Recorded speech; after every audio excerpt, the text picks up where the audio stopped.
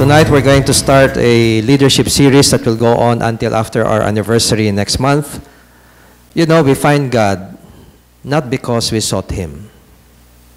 We find God because God found us first. And He caused all our roads to lead back to Him. Ang Diyos po, may paraan po siya para ibalik tayo sa Kanya. And usually the Lord will bring us to the end of our rope, bring us to the realizations that we are limited. And those limitations that we begin to experience are intended to humble us, to remind us that we are not the absolute, that we are not always in control of everything. No matter what we plan for our lives, without the favor of God, we can never always control the end results. Marami tayong mga planong ginagawa, pero hindi lagi nagtatagumpay kahit ano pang galing ng feasibility study, because there are variables in life that you cannot predict. And when they come uninvited, unanticipated, then they keep you from attaining your goal. So in the end, success is not really the direct result of our efforts. Success in the end is an expression of God's favor on our efforts, sometimes in God's mercy. Because in the end, it is God who controls the end results. Sometimes God will allow us to continue on doing wrong things for some time. Because according to the Word of God, even though we are wicked, God remains kind to us. According to Romans 2 verse 4, don't you know that the kindness of God is meant to lead you to repentance? Ang pagiging mabait po ng Diyos kahit tayo masama, ay ang layunin nun ay para dalhin tayo sa pagsisisi. And that's why, in the end, it is God who controls our roads. Sometimes we think, I have this road clear that I want to tread upon. But later on, you will see obstacles and roadblocks. And you find yourself being detoured. And then you find that there's nowhere else to go except towards God. Kaya napagabait po ng Diyos, kaya marunong po ang Diyos mag-trap sa atin eh. Because there is always an end to all human arrogance. There is always an end to all human evil. And that's when we come into an accounting before God. That is why, in the end, the most defining moments in the life of a man are not the moments of success. Because once a man does not handle success in the right way, it will soon corrupt him. How many people have lost their values because of material success? When material success becomes the end goal of life, everything else will be compromised in order to achieve the desired result. But remember this, in the end, it is not being successful that matters, but rather being a person of influence, of godly influence towards others. Because in the end, you know, men of success may be envied. Men of ability may be admired. Men of power may be feared. But it is only men of character that are trusted. And they are the ones that are remembered. Okay? There will always be boundaries to everything that we can do in this life. And God is the one who sets the boundaries. And begin to see yourself facing a wall. No matter how much you try to get out of your situation, there is no way out anymore. That is when God is about to invite you to come to Him. You see, God causes our roads to lead back to Him when the time comes, when God wants us back. That's why it's important for us to recognize that it matters not how we begin as men, so long as we finish well. Because in the end, we are not judged by what we started. We are judged by what we finished. And that's why it's important that we finish well. Can you say to the person beside you, I want to finish well? Okay? That's why we are here attending this monthly dinner fellowship. Everything that we're learning here is designed to help us finish well as men. As men, we are very sensitive to failure. I mentioned that the most defining moment in the life of a man is not really the moment of success, because when it is improperly handled, success can corrupt a man. But it is the moment of failure That is the most defining moment. Because that is the moment when your character will be tested to the maximum. And it is the moment of failure that we are afforded the opportunity to reflect and to understand what it is in us that needs to change. Because sometimes we keep blaming people, we keep blaming circumstances, blaming God sometimes for our failures, when we fail to realize that much of our failures are the product of our own wrong decisions in life. And until we reflect on those decisions we made, we will never understood why we failed. And we will never, if you never understood why we failed, you will never change. And if you don't change, then we are doomed to fail again. Amen? That is why it is those moments of failure that define a man. Are you willing to humble yourself and learn what you need to learn and find what you can change in yourself so you can rise up from the ashes of your failure a better man and a stronger man? The greatest achievers in history were men who committed so many failures, and because they learned more than those who failed less, they ultimately succeeded in life. You remember Thomas Alva Edison when he discovered the electric light bulb? During his time, there were many who were working on the electric light bulb. He was not the only one. Thomas Alva Edison was the one who perfected the incandescent light bulb. People were searching for a filament that will burn longer and burn brighter, because karamihan po ng mga electric light bulb that will develop during this time, medyo mahina ang ilaw at saka madaling mamatay, masunog. And so he went through 200 failures, 200 experiments, and he failed 200 times. And then one of his fellow scientists visited him and asked him, Mr. Edison, it seems that this theory of yours, of this longer burning and brighter burning filament, is not working. You failed 200 times. Why aren't you giving up? You're becoming a laughing stock to the scientific community. To which Thomas Alva Edison replied, I do not call that failure. I call that education. I learned 200 things that do not work. One day, I will discover the one that works. He succeeded in discovering the right filament during his 1,000th experiment. So imagine that 999 failures did not stop him. Because every time he fails, he's learning something. To him, failure is a mentor.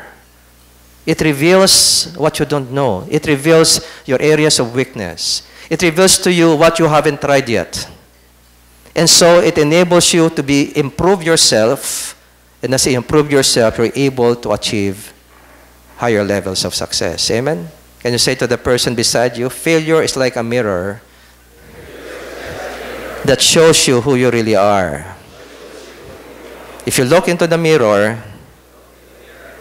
and discover that the problem is with you, not with the people around you, then your life is about to change.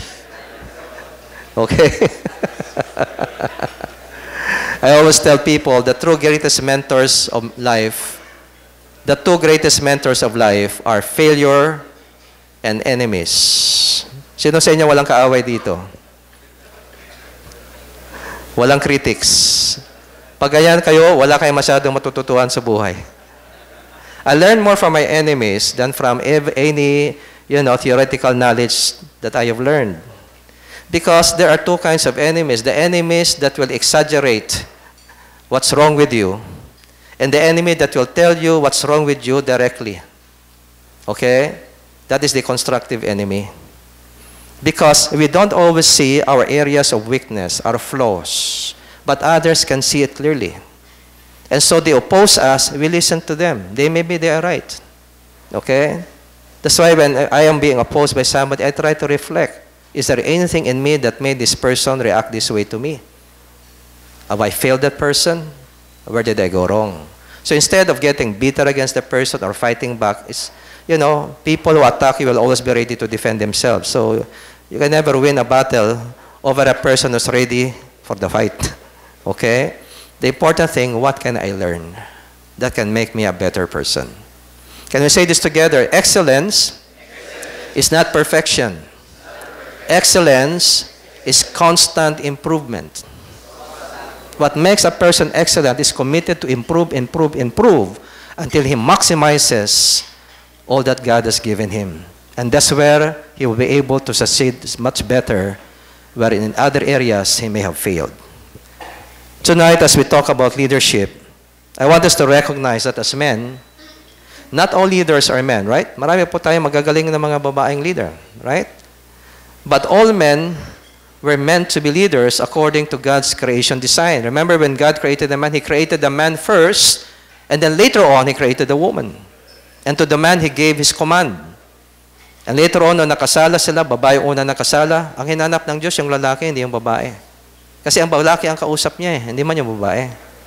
So, siya ang pinapanagot ng Diyos sa kasalanan ng babae at sa kasalanan niya. In other words, God is telling man, you're the leader. You see, the fall of man is the direct result of a failure of leadership. And I'm telling you this, the reason why families fail is because of a lack of real leadership by the fathers and the husbands. Just like in the story of the garden during the fall of man was the direct result of the failure of man's responsibility to take leadership over his wife. God blamed him for listening to his wife. That's why God condemned him. You should have led your wife to obey me rather than you listening to your wife. And so you have full responsibility. So can you say to the person beside you, as a man, I am meant to take leadership. Okay? And this is another important truth. Becoming a man is a matter of choice. Okay? Becoming a man is to choose to develop those qualities that will make us real men. Biological growth doesn't turn a boy into a man. It's the building of those character qualities that enable us to become real men. Becoming a man is a matter of choice, and it's the choice to develop the qualities of leadership. Listen to this. Real manhood, according to God's definition, is synonymous to leadership. Becoming a real man is learning to take full leadership. Taking responsibility for yourself and the needs of others around you, taking responsibility for your actions and refusing to blame people or to justify your failures. It is the refusal to offer excuses to justify your failures, to take responsibility because you're a leader. You want to model this to others. And that's why as we begin to develop qualities of leadership, we attain to God's purpose of us becoming a real man. In the Bible, Jesus Christ was the greatest leader. Amen? To become like Christ is to become a great leader. And that's why we're going to focus on this in these coming months. The principles of, can we read this together? The principles of leadership and the principles of success are interrelated. Developing the right qualities of leadership is developing the qualities that make a man successful in life. In my many years of study, I realized that the principles for maximized leadership and the principles of success are 99% the same principles. Okay? To develop those qualities that will make you successful is also to develop qualities of excellent leadership. How many here are working in companies? Can you raise your hands, please? Okay. How many of you are in a managerial position in your company? Okay. Thank you for the sense. Listen to this. The academic leader, this is a journal for leaders. Our earlier belief that leadership comes about primarily through managerial ability has been replaced by the awareness of skills needed for understanding people and dealing with their problems productively. So what it is saying, there's a new trend right now in management science that gives a special focus on developing leadership qualities in the managers. Because the leadership qualities are able to elicit the best in the workforce, and they're able to harness their potential so that they are able to move towards greater productivity because they're developing the right kind of qualities because of the influence of their leader. Okay? And this is what you call transformational leadership. Can you say transformational leadership? See, most of our leadership, exercise of leadership are transactional. We take leadership so that something gets done, right? We ensure that a goal is being met. Okay? But when you call about transformational leadership, you're not just focused on the goal. You also focus on the process. And the process is that as you lead these people, you begin to inspire them to to develop change in their attitudes and their values so that their potentials are maximized and therefore they're able to put out greater productivity because they are changing. Intindihan po natin. So, transformational leadership is about influencing others to establish changes in their attitudes, in their values, so that they're empowered towards greater productivity. And therefore, the potential for success is greater because the people are already developing those qualities that will make them successful, and they're contributing to the success of an organization. That is what you call transformational leadership. It is a leader that only ensures that the goals are met, but it is a leader that shapes the character and the values of this workforce so that they're able to give maximum output. Okay? That is transformational leadership. And that's what this is talking about. That's why the motto of the most successful CEOs, according to Fortune magazine, this was in June 21, 1999, this is the motto, the slogan of the most successful CEOs, according to a survey of Fortune magazine. They say, people first, strategy second. Because what will give you maximum productivity in your company are the kind of workers that work with you. You develop their quality, you are able to produce greater productivity. Okay? So mahalaga po ang leadership.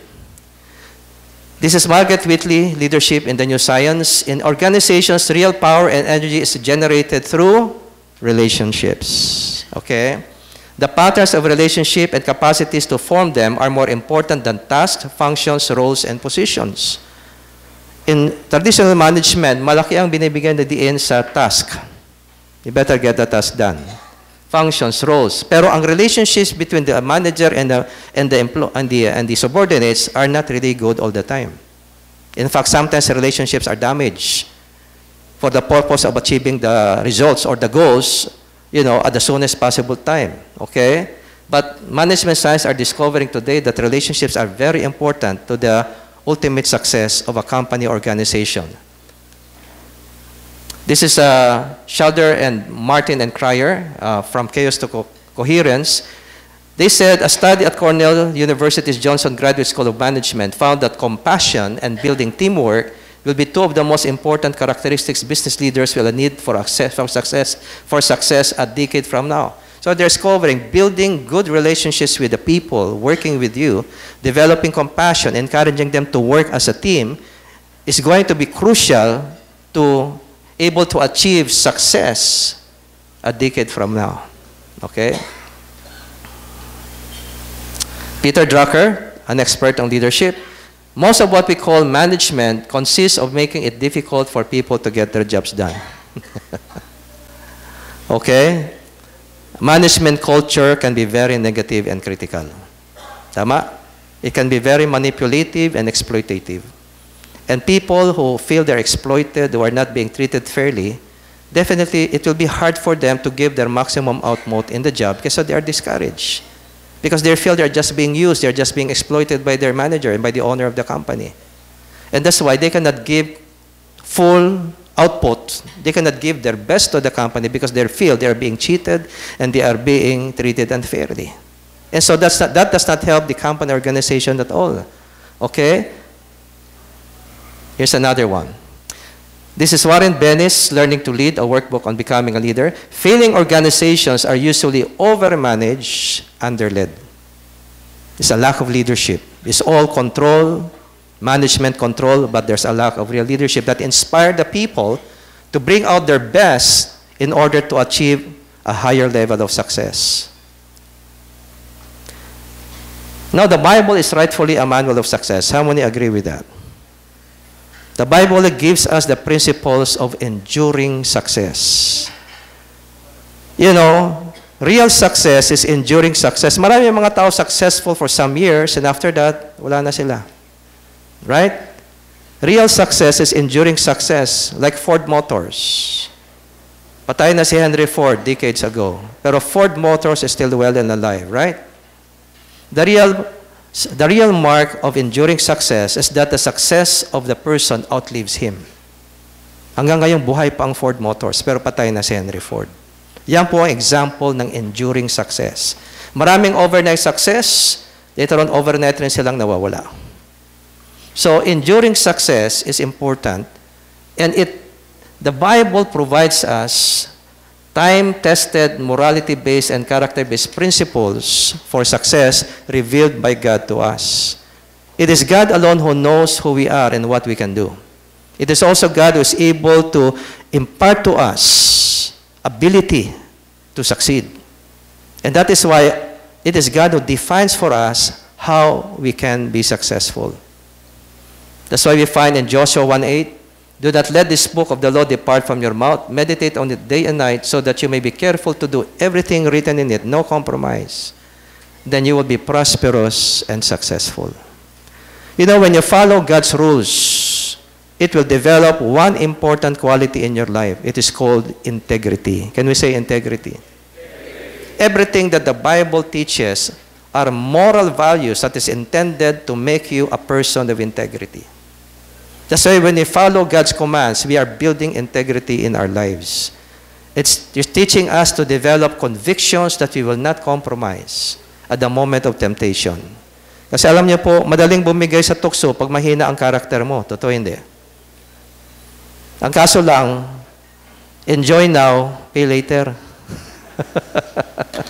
Very deceiving po ang kasalanan.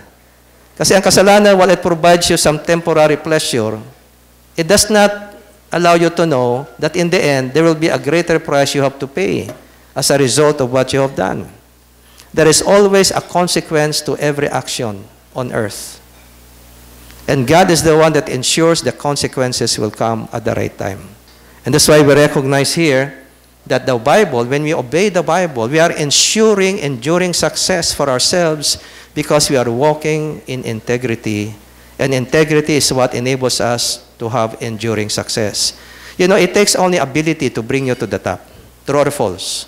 If you have the ability, you have the money, you can get to the top at the shortest possible time. Tama? We see that happening. Ability, money can bring you to the top. The question is, how long do you think you'll stay there? See, ability and resources can bring you to the top, but it takes a lot of character to keep you there. Pag mahina character mo, bibigay ka sa tukso, babae, wrong political, associations. Later on, pagbagsak na, bagsak ka na rin. Because we compromise along the way. Okay? That is why value-based and moral-based leadership is important for our success. Jesus modeled these success principles for us. His leadership model is based on integrity, compassion, and genuine spirituality. Now let's get to the text. Let me read to you this story from John chapter 1. And here we will learn how Jesus modeled genuine transformational leadership. Andrew, Simon Peter's brother, this is from John 1:40-42, was one of the two who heard what John had said and who had followed Jesus. The first thing Andrew did was to find his brother Simon and tell him, "We have found the Messiah, that is the Christ." And he brought him to Jesus. Jesus looked at him and said, "You are Simon, son of John. You will be called Cephas," which when translated is Peter. The word Cephas in the Aramaic language, that's Aramaic, means the rock. The rock. Translated into Greek, it becomes Petra, which is also feminine. But because the person is a man, is male, it has to have a masculine ending, so it becomes Petros. Which basically carries the same idea as the rock. Okay? The next day, Jesus decided to leave for Galilee. Finding Philip, he said to him, "Follow me." Philip, like Andrew and Peter, was from the town of Bethsaida. Philip found Nathanael and told him, "We have found the one Moses wrote about in the law, and about whom the prophets also wrote, Jesus of Nazareth, the son of Joseph." "Nazareth? Can anything good come from there?" Nathanael asked. "Come and see," said Philip. Diba? In-slander ni Nathanael yung birthplace ng ating Panginoon. Okay? When Jesus saw Nathanael approaching, he said to him, "Here truly is an Israelite in whom there is no deceit, a man of integrity." Pinuri siya ni Jesus. "How do you know me?" Nathanael asked. Jesus answered, "I saw you while you were still under the fig tree before Philip called you." Which means, kung nakita siya ni Jesus, hindi pa dumarating si Philip sa kanya, nakita na siya under the fig tree, narinig niya yung buong pag-uusap nila. Tama? Okay? Then Nathanael declared, Rabbi, you are the Son of God. You are the King of Israel. Biglang na-convince. Kasi booking na siya. Biro mo, siniraan niya yung birthplace ni Jesus. May maganda bang lumalabas sa Nazareth? Sabi ni Jesus, bago pa nagmating si Philip, nakita na kita. And Nathanael was found under a fig tree. In the time of Christ, the fig tree is the most favorite place that Jewish people go to when they want to meditate on the Bible or the Torah. So that means that this man truly is a man who loves the Word of God. That under the fig tree, that's where he meditates on the Word of God. And that's why when he came to Jesus, Jesus said, Behold, a true Israelite, a man of integrity. There is no deceit.